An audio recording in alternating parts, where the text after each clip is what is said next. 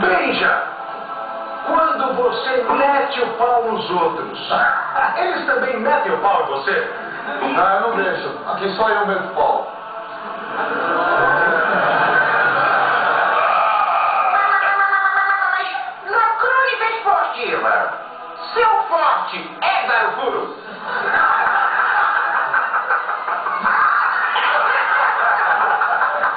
Não. É meter o pau mesmo. Bastidores do jornalismo. O seu meio é muito sujo? É, mas eu tento limpar ele todo dia.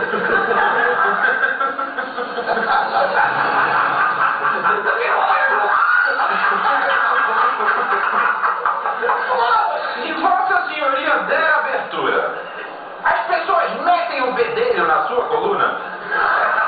Mete pra caramba, por isso que eu não dou abertura nenhuma.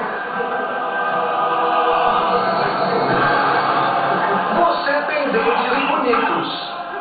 Quantos dentistas já enfiaram a broca na sua boca?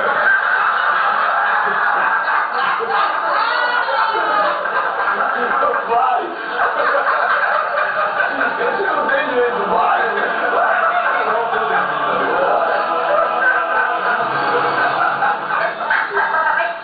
No fundo, o jornalista moderno é um cara gozado?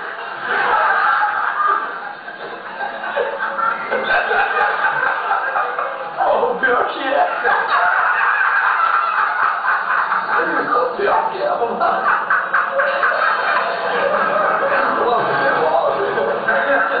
Sendo corintiano, você gostaria de ficar com o Dentinho em 2009? Não. Dentinho, boa sorte. Boa viagem. Se fosse convidado pela Bovespa, Vossa Senhoria abriria o pregão? Não, eu chamaria o Bonfá e o Marcos. Eles têm mais experiência em abrir pregão.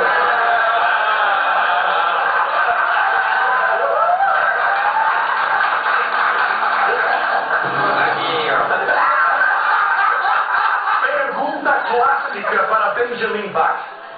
Quem não tem perna é perneta. Quem não tem mão é maneta. Quem não tem punho é... Ó, eu só vou responder porque acho que minha mãe está assistindo essa. Tenho certeza que minha mãe está vendo essa, eu vou passar. É o programa da família.